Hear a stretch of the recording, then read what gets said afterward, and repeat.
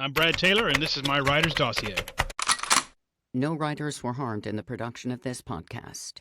Brad Taylor, 20 missions, 20 novels. You have a giveaway going on right now to win all your books. How do people get into that? Actually, if you go to my website or Facebook page, there's links there that you can join the contents itself. In fact, I literally just signed them all in my living room. In fact, just took them to they're getting shipped back to my publisher. Whoever wins it then goes to them. Well, that is a screaming deal, man. There's got to be piles of books everywhere. 20 books. Man, one of my favorites, Daughter of War. I know I've told you that before, but you are up to some amazing work right now. And I know you do your research trips well before the book comes out. But this right here, folks, watching on YouTube, I'm holding up a Shadow Strike by Brad Taylor. He's joining us here in the Writer's Dossier today.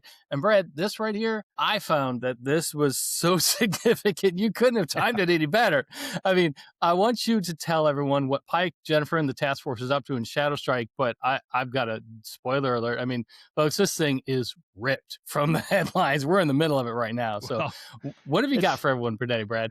Yeah, it's actually more than ripped from the headline. So the idea from it came after Hamas attack on October 7th. I still do a lot of keep my finger in the pot of what's going around in the world. And everybody started looking at, Hamas attack. Now they're going to hit Hezbollah. What kind of threat is Hezbollah? I started doing a deep dive into that. And it turns out that the largest majority of Hezbollah outside of Lebanon is in the tri-border region, the Triple Frontier down in South America. And so that picked my interest up. I knew about the 94 bombing of the Mutual Aid Society down there in Buenos Aires, which Hezbollah had done. And so I started doing some research on that. And that kind of started the plot going forward.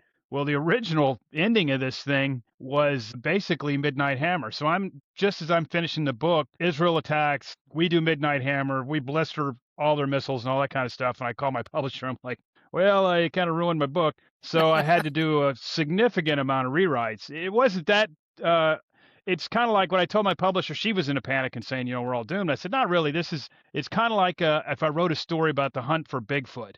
And the entire story is this giant hunt. And then at the very end, you find out that Bigfoot doesn't exist. So then you say, well, what in my case, I'd have to say, well, I just need a different animal. I can't hunt Bigfoot because he's mythological and I thought he was real. Let me change the animal. And the rest of the book still works. And so that's basically what I did. And then this new round of fighting happened. I called my publisher and I said, you know what?